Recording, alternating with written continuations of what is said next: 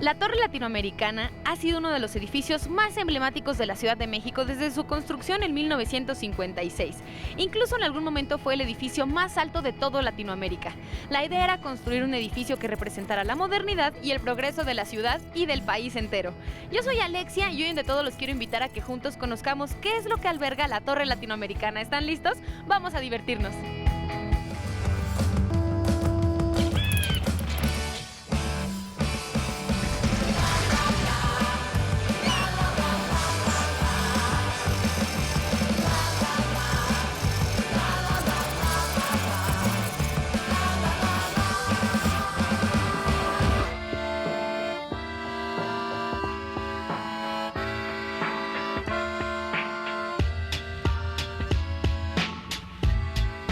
Estamos con el ingeniero Víctor Hugo Ariceaga en el mirador de la Torre Latino. Este es uno de los puntos más visitados por todo el mundo porque es un lugar con una vista inigualable.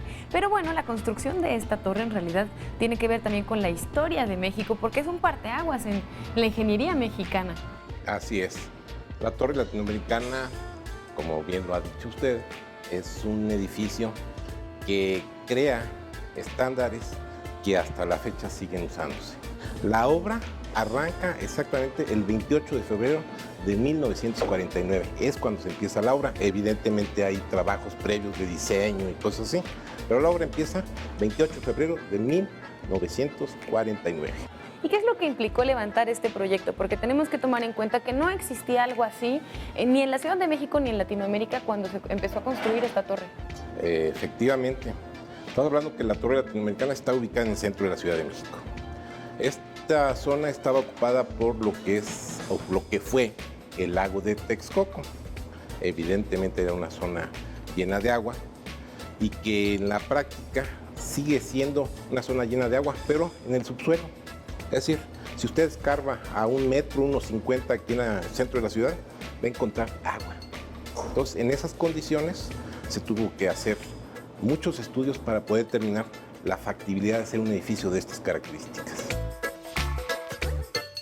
La Torre Latinoamericana es el primer edificio diseñado dinámicamente, utilizando una teoría del doctor Nathan Newmark, una teoría que prácticamente no se había utilizado bajo condiciones de un suelo malísimo y en una zona sísmica. Malísimo, ¿por qué? Porque está saturado de agua. Entonces se tuvo que hacer muchos estudios, revisar la resistencia del terreno, estratos firmes, entre tanta agua hay arcilla y entre esas arcillas hay capas de grava resistente. En una de ellas fue donde se determinó que podía construirse la torre porque ahí podía estar apoyado. La cimentación tiene 3 elementos fundamentales.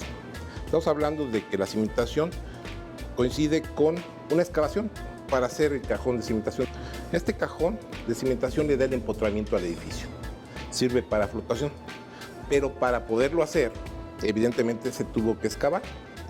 Todo el peso del suelo que se retiró se compensó con el peso de la propia estructura. Ese es el primer elemento. Ok, ¿cuánto pesa la estructura? Estamos hablando de 28,000 toneladas. 28,000 toneladas. ¿Sí? Entonces, es distribuido evidentemente en nuestro cajón de cimentación y el cajón de cimentación con el agua que está flotando carga parte del peso del edificio. ¿Sí? Esta parte del peso del edificio corresponde a la flotación. Y otra parte va a los pilotes que están por debajo del cajón de cimentación, como las patas de la mesa, y llegan a un estrato que en su origen está a 33 metros del nivel de la planta baja. Es decir, esto da el apoyo directo. Pues tiene compensación de masa por la tierra que se sacó y se compensó con el edificio, tiene la flotación por el empuje del agua en el casco del barco, llamémoslo así, en el cajón de cimentación, y el apoyo directo de los pilotes. Entonces se juntan varias teorías que estaban dispersas y que habían sido probadas en una sola estructura, que es la cimentación de la torre. Eso es muy interesante porque nosotros podríamos pensar que una construcción como esta, que determinó la modernidad en la construcción en el siglo XX aquí en México, tal vez tendría gatos hidráulicos, pero no, lo que tiene son pilotes. Ingeniero, ¿y cuáles son los factores que hacen que la torre pueda resistir los sismos? Fundamentalmente, en su diseño se consideró que cuando viene un sismo, la estructura evidentemente empieza a fluctuar. se van generando ondas a través del edificio hasta que alcanzan la parte alta. Entonces, estos esfuerzos que se generan durante el movimiento deben ser absorbidos por quiénes, por las columnas. Entonces, reforzando adecuadamente el acero de las columnas o generándolo de su producción de la manera correcta, se logra tener un diseño que cumple la especificación para resistir sismos de determinada magnitud. También sabemos que los materiales con los que fue construida influyen en este diseño dinámico y bueno, en la duración que ha tenido la torre. Incluso ganaron un reconocimiento por haberla hecho con acero. Efectivamente, otro elemento fundamental de la estructura es su ligereza. La estructura está hecha a base de acero. En lugar de usar muros de concreto o columnas de concreto, se utilizó columnas y traves de acero. Entonces, eso hizo que fuera más ligera y más resistente, permitiendo claros de estructura o entre claros para construcción, para utilizarlo arquitectónicamente en los espacios mayores.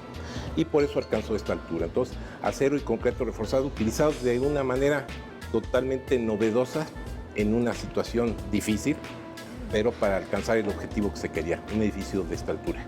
Y lo más importante es que fue hecho por ingenieros mexicanos, con mano de obra mexicana y materiales mexicanos. Entonces es como un orgullo en la arquitectura y la ingeniería mexicana tener esta torre. ¿Cuántos pisos tiene?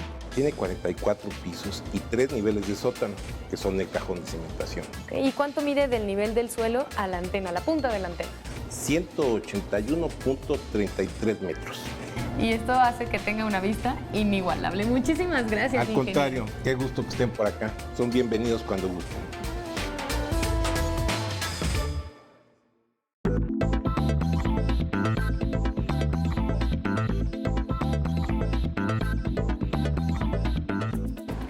Estamos con Gabriel en el Mirador de la Torre Latino. Yo creo que es el punto más especial en toda la ciudad para poder contemplar una perspectiva distinta de todos los monumentos, todos los edificios, todo lo que podemos conocer de nuestra hermosa ciudad aquí, ¿no, Gabo? Efectivamente, pues gracias por venir, gracias por estar aquí con nosotros. Y pues sí, como tú bien lo dices, muchos de los edificios, monumentos y recintos arquitectónicos de nuestro país y de nuestra ciudad, específicamente de la Ciudad de México, pueden ser apreciados desde este punto, desde el piso 42 donde nos encontramos y que, bueno, como pueden observar ustedes, tienen unos cristales bastante amplios que permiten a todos los visitantes tomas como estas. Por ejemplo, a nuestra izquierda tenemos la plancha del Zócalo de la capital de la Ciudad de México, que es uno de los lugares más concurridos y que si lo vemos desde aquí, se ve muy pequeño, la perspectiva cambia muchísimo. Efectivamente, es como ver a través de una maqueta, de una gran maqueta, efectivamente, y que, bueno, esta panorámica que estás mencionando tú bien se encuentra en el lado este de la Ciudad de México y que nos muestra lugares tan característicos como sería la plancha del Zócalo, el Palacio Nacional, por mencionar algo, o inclusive más al fondo lo que sería el antiguo Palacio de San Lázaro, ¿no? Que también es una de las vistas emblemáticas que tenemos aquí también. Incluso todas las cúpulas desde este punto se pueden apreciar arquitectónicamente de una manera espectacular. Por ejemplo, tenemos una vista de la Catedral Metropolitana que, bueno... Archivo General de la Nación, por ejemplo, que comentabas como cúpula también en esa parte, o la Central de la Tapo, que también puede verse como si fuera un gran platillo volador estacionado en esa parte de ahí, ¿no? ¿Qué es lo que sucede cuando las personas llegan al mirador y se encuentran con alguien como tú que sabe tanto de estas vistas, Gabo? ¿Cuál es la dinámica? Pues bueno, primero que nada se les recibe en piso 37, que es un primer vestíbulo donde hay un área de comida, que es la cafetería, donde está la tienda de souvenirs también, donde pueden comprar algún recuerdito al final de su visita, y se les comenta qué es lo que van a poder observar en los siguientes pisos consecuentes, como sería el piso 38, por ejemplo, donde tenemos un museo que nos habla de la torre, de la ciudad, y de esta parte, si así lo deciden, se les puede dar un recorrido guiado sin costo adicional también a su visita. Eso es fantástico, porque no hay nada como poder apreciar la vista, pero conocer, saber qué es lo que estamos viendo, ¿no? ¿Cuál es tu vista favorita desde aquí? Mi vista favorita yo creo que sería hacia el norte, yo creo que sería una de mis vistas favoritas. ¿Qué podemos ver ahí? En el norte, pues el Palacio de Bellas Artes, aquí a nuestros pies completamente, obra arquitectónica del tiempo porfiriano. La Alameda Central, cuando se tapiza de color lila todos los veranos, por ejemplo, es una vista espectacular también. Y bueno, muchos de las manifestaciones culturales que también de repente llegan a tener lugar en nuestra ciudad, como sería, por ejemplo, el desfile que hicieron de las calaveras el año pasado, pues puede ser apreciado desde este punto. También los jardines del Palacio de Bellas Artes se aprecian mucho mejor desde aquí arriba. Sí, sí, sí, completamente. La magia de los jardineros. Cortes y vírgulas y demás que se pueden apreciar desde aquí arriba. Incluso uno de los cruces más transitados en todo el mundo, que es este de Eje Central y la calle de Madero, se aprecia perfecto desde este punto, ¿no? Sí, una avenida sin duda de las más grandes también de nuestra ciudad, que corta de norte a sur todo lo que sería la Ciudad de México.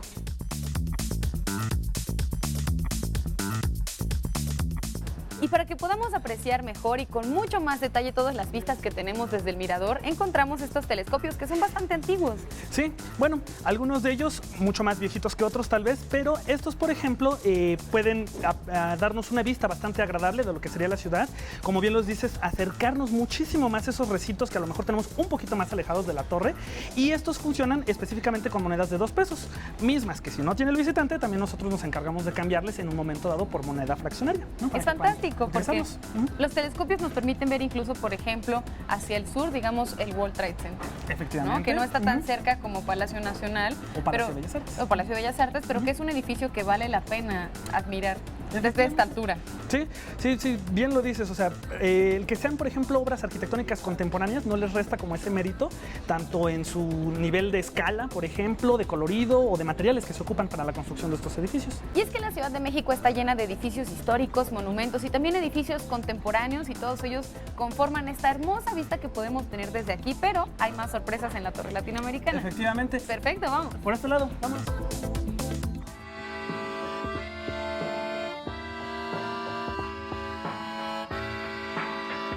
La Torre Latino es un lugar muy visitado, sobre todo por la vista que tiene el mirador. Sin embargo, los museos son sitios súper interesantes que quizás pocas personas saben que se encuentran aquí, Gabo. Efectivamente, este es uno de los casos específicos en el que contamos con que es el Museo Torre Latino a través de los siglos. ¿Y qué podemos ver en este museo? Este museo nos va a explicar un poco acerca de la historia de la fundación de la gran ciudad de México, Tenochtitlán, desde 1519 hasta llegar ya a la época contemporánea. Vamos a encontrar muchísimos tipos de cosas, como son, por ejemplo, imágenes que nos hablan del zoológico de Moctezuma, que en algún momento se encontró en lo que actualmente son los sótanos de la Torre Latinoamericana y que algún momento fue la Casa de las Fieras, donde contenía parte de la gran colección de animales, animales exóticos de Moctezuma. Y también, después de que fue el zoológico de Moctezuma, fue el convento de San Francisco. Efectivamente, sí, el convento de San Francisco, del cual tenemos una imagen aquí enfrente de nosotros y que nos muestra este gran espacio conventual, como tú bien lo mencionas, que contenía también al gran templo de San Francisco y con el cual comienza la evangelización del Nuevo Mundo, que muy pocas personas conocen, pero que sin duda alguna también tuvo lugar en esta parte de la Ciudad de México, ¿no? Y en esta primera parte de la exposición en el museo podemos encontrar diferentes mapas y fotografías que nos ilustran todo esto de una manera más detallada. Efectivamente, vamos a encontrar desde piezas arquitectónicas tales como el Monumento a la Revolución, tal vez, el Palacio Nacional, el Caballito de Tolsá, que durante mucho tiempo también fue vecino cercano de la torre, la antigua estación de tranvías que se encontraba frente al Zócalo capitalino, ¿no? Y las modificaciones que ha tenido prácticamente el Zócalo a lo largo de mucho tiempo, más que nada para que se lleven un muy buen acervo cultural de los espacios que circundan a nuestra torre y que son vecinos, pero que también de alguna manera son referente directo de la evolución de nuestra ciudad. Esta parte, por ejemplo, que tenemos aquí es una de las esculturas que perteneció antiguamente a la Casa de los Perros. Era un edificio muy cercano a lo que hoy en día sería una cafetería de muy renombrado espacio en lo que está al lado de la Torre Latino, que es la Casa de los Azulejos, ¿no? Que muchos tal vez conozcan por esta cafetería y que, bueno, se encontraba cerca también de estas inmediaciones esta Casona de los Perros, del cual también contenemos aquí dentro del museo esa pieza que tenemos ahí. Y este aparato que tenemos aquí tan raro, como popularmente se llama, es un sismógrafo. El nombre original sería acelerómetro. Y este es uno de los primeros en registrar, ahí como lo vemos ahorita, las primeras vibraciones de la gran sacudida de 1985. ¿En dónde se encontraban estos? Estos, por ejemplo, se encontraban en cada uno de los 3 sótanos de la torre y comienzan a registrar las primeras vibraciones. Actualmente el Sismológico Nacional cuenta con aparatos mucho más modernos, ¿no? Que nos avisan incluso hasta con segundos de anticipación de una gran sacudida que pudiera existir. Y algunas imágenes o fotografías que también nos muestran cómo queda completamente derruida y demolida la gran ciudad, casi al estilo de una gran bomba atómica que hubiera arrasado con ella, y sin duda alguna la gran Torre Latinoamericana completamente de cristal en pie, efectivamente. También por este lado contamos con esta monografía que nos muestra los 50 mayores edificios para la primera década de este siglo que va corriendo. Y sin duda alguna, uno de los más altos sería, por ejemplo, el Burj Khalifa en los Emiratos Árabes Unidos, todavía para este momento, con 828 metros de altura. ¿A ti se te hacen muchos 182? Me parece altísimo. Altísimo. Pues nuestra torre mide 182 metros de altura y le llega más o menos a esta altura, este gran rascacielos. Prácticamente el rascacielos del Burj Khalifa le sacaría alrededor de unas 7 o 6 cabezas más a nuestra gran torre. Y bueno, la otra imagen que aparece en esta misma monografía son los 50 mayores edificios del mundo para 1956. Como recordaremos un poquito recapitulando, en 1956, un 30 de abril, se termina de concluir la Torre Latinoamericana. la cual queda en el lugar número 15, aquí lo tenemos, en el lugar número 15 a nivel mundial en ese momento de la historia, siendo la más alta para este momento de la historia la torre del Empire State. Ajá. La torre del Empire State tiene una medida de 450 metros hasta el nivel de la antena y nosotros le llegaríamos casi a la mitad de lo que sería esa torre en ese momento. Este comparativo es muy bueno porque nos da una idea de todo lo que significó la construcción de la torre latinoamericana en un país en vías de desarrollo en aquel entonces como México. Sí era un derroche de modernidad y de arquitectura, de ingeniería. Efectivamente, una de las tecnologías más importantes de su época y que además se convierte en edificio icónico y emblemático de nuestra ciudad. También, por ejemplo, en esta parte, si me permites mostrarte una curiosidad histórica, tenemos parte de lo que alguna vez fue el conmutador de los elevadores de la torre. Cabe destacar que eran algunos de los más rápidos del mundo. Hoy en día existen mucho más rápidos, pero el nuestro no se queda atrás porque recorre casi a 1,5 segundos por piso, si no hace ninguna escala, ¿no? Casi 37 segundos. Y entre cada piso hay como 3,5 metros, ¿no? De distancia, o sea, es mucho. Sí, es una gran velocidad. Y por acá hay algo que tenemos que mostrarles. Sí, claro que sí. ¿Traes reloj? ¿Qué hora tienes? Sí, son las 12:07. Las 12:07. Y tenemos aquí las 7:19. 7:19, efectivamente. En ese momento comienza la gran sacudida de 1985 y este se convierte, sin duda alguna, en un testigo silencioso de la gran sacudida. Este reloj, junto con algunos otros aparatos, registraban la entrada de los trabajadores. Este se queda completamente suspendido en el tiempo cuando su péndulo comienza a tener una descalibración y prácticamente pues, hace que se quede inédito en el tiempo en ese momento de la historia. Y este aparato tan raro, así como al estilo del santo, ¿no? Que vemos aquí, con una serie de pequeñas bombillas, bulbos. Un teclado, efectivamente. Y este rollito que vemos con perforaciones, muy semejante al de los cilindreros de allá abajo, de la calle de Madero. Este es un carrillón. Carrillón se deriva de la palabra carrizo, que son rollos. Y este rollo lo que hace es reproducir notas musicales a través de la interpretación de este pequeño tecladito. Y esta música es la que escuchamos en la parte de allá arriba a modo de campanadas cada 15 minutos, 15 antes de la hora, 15 después. Y a la hora exacta, específicamente a las 6 de la tarde, lo que hace es entonar una melodía que según la época del año se va cambiando. Puede ser la de Lita, puede ser campanas de Belén y se va transformando. Y actualmente se complementa con un reloj de pequeños LEDs que tenemos en la parte de hasta arriba que proporciona la hora a todos nuestros vecinos circundantes a la torre. Así que no solo es importante como pieza histórica, sino que sigue teniendo una función importante que es dar la hora o proveer de la hora desde las alturas, ahora sí que desde allá arriba. Y bueno, ya para finalizar, la corona de nuestro museo, que sería esta pequeña o gran maqueta en la cual observamos todas las caras posibles de nuestra torre latino. Y me gustaría mostrarte estas 4 columnas centrales que van desde la parte de arriba del enrejado, por todo el centro de la torre. Esa sería como la columna vertebral de nuestra gran torre, lo que hace que se mantenga completamente erguida y derechita.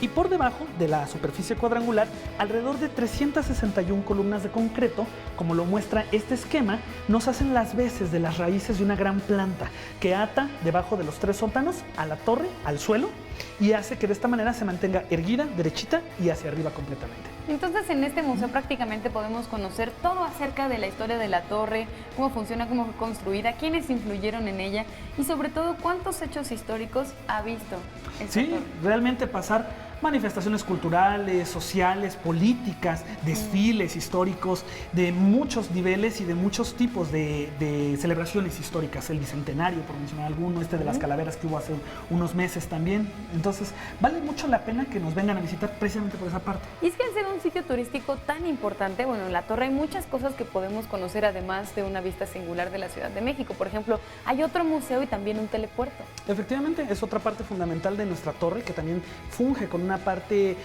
funcional y práctica para distribuir la señal de radio, ¿no? ¿Qué les parece si vamos a conocerla? Efectivamente, vamos por este lado.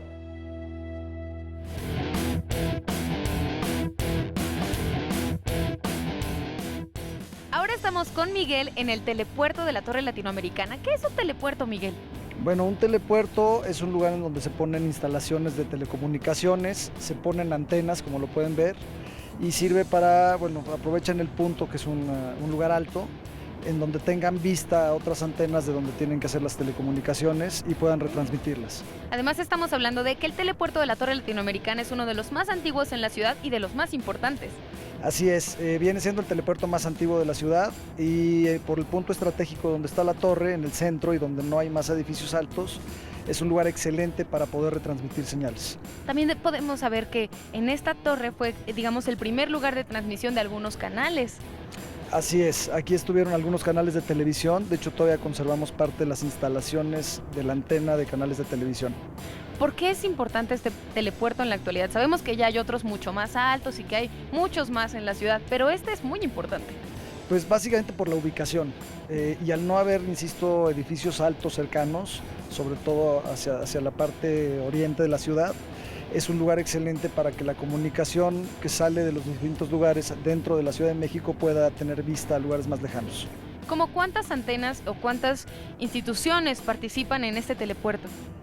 Son varias, la verdad no tengo el número exacto de antenas, son más de 200 antenas las que tenemos y bueno, hay varias instituciones y muchos nos usan para este tipo de transmisiones. Además, déjenme decirles que la vista desde aquí es todavía más espectacular, da un poquito de vértigo porque estamos totalmente descubiertos, pero es inigualable, ¿no? Así es un lugar muy bonito, de hecho la vista de Bellas Artes es la más bonita que tenemos y desde aquí afuera se percibe de una forma muy diferente que allá dentro del edificio. Aquí sí se siente la altura. Sí, bastante, estamos un poquito cerca del precipicio. Muchas gracias, Miguel. Muchas gracias a ti y gracias a todos ustedes.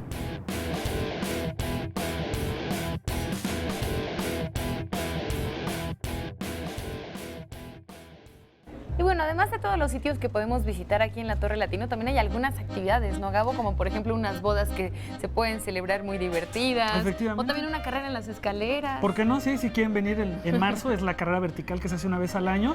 Si tienen buena condición, aquí los esperamos también para que participen de eso o de cualquiera de las otras actividades culturales, según la época del año en las que vamos cambiando a través de nuestra página de internet las diferentes actividades. ¿Y de qué hora a qué hora está abierto? ¿En qué momento podemos visitar la Torre Latino? Tenemos un horario muy accesible, de 9 de la mañana hasta las 10 de la noche. Cualquier visitante de lunes a viernes o de sábado y domingo que quieran venir a visitarnos o incluso en días festivos nos pueden venir a visitar también. Aquí los esperamos con las puertas abiertas. Hay muchas posibilidades. Sí, pueden venir cualquiera de esos días de la semana, en días festivos, de 9 de la mañana a 10 de la noche. Y bueno, algo importante que quería yo resaltarte, Alexia, es que con el brazalete que nosotros les damos, ese es su acceso general, pueden tener el acceso desde las 9 de la mañana hasta las 10 de la noche, prácticamente todo el día. Pueden entrar, salir, ir a comer, regresar, ir a desayunar, regresar a ver el museo, por ejemplo, y pues pasarse un rato bastante ameno aquí. El costo de acceso por adulto es de 100 pesos adultos, 70 niños, y si tienen credencial de INAPAM, los adultos mayores también tienen un descuento especial para la entrada o acceso al mirador. Está perfecto, entonces nos podemos venir a pasar un buen rato o todo el día aquí en la Torre Latino. Muchísimas gracias, Gabo. No, pues al contrario, les agradecemos a ustedes y les hacemos la atenta invitación a todo tu público para que puedan venir aquí a nuestra torre y visitarnos, ¿no? Y llevarse una buena experiencia y conocer la ciudad desde las alturas. Eso.